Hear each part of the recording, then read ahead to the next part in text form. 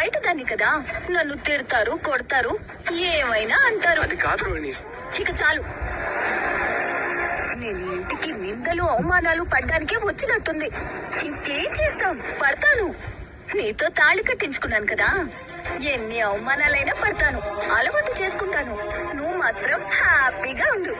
నీకు నువ్వు బాగుంటే చాలు కదా.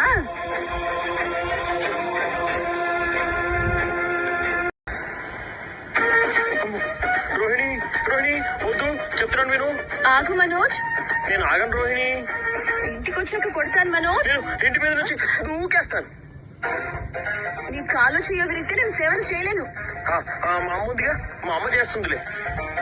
నీ అమ్మ తినిపించగలదు కానీ ఇంకేమైనా చేయగలదా? అదన్నా ఫర్నిచర్ షాప్ కి మా నాన్ననే ఓనర్ ని చేయాలి.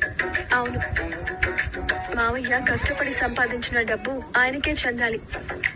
మీనా, ఆ ఫారిన్ అమ్మ కల్పన నా కారు ఎందుకు ఎక్కిందో తెలుసా? ఎందుకు? కర్మ ఎవరిని వదలదు అని అర్థం. నిజం ఎప్పటికైనా బయటపడుతుంది. అలాగే పార్లర్ అమ్మ ఇంకా చాలా రహస్యాలు దాస్తోందని నా అనుమానం. ఒక్కసారి తప్పు చేస్తే ఎలా ఉంటుందో మా అమ్మ శాంపిల్ చూపించింది. కానీ ఆ భయం వల్ల మిగతా తప్పులు చేస్తూ దొరికిపోతారు. పార్లర్ అమ్మ బండారం మొత్తం ఖచ్చితంగా నేనే బయట పెడతాను.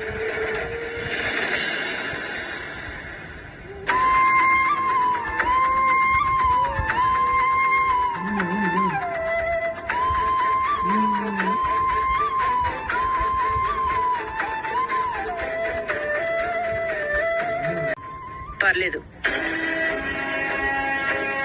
చెప్పమ్మా. నేను ఒక ముఖ్యమైన విషయం గురించి మాట్లాడడానికి వచ్చాను. దేని గురించమ్మా?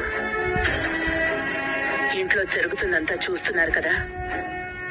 ఇలాంటి పరిస్థితి వస్తుంది అని నేను అస్సలు ఊహించలేదు.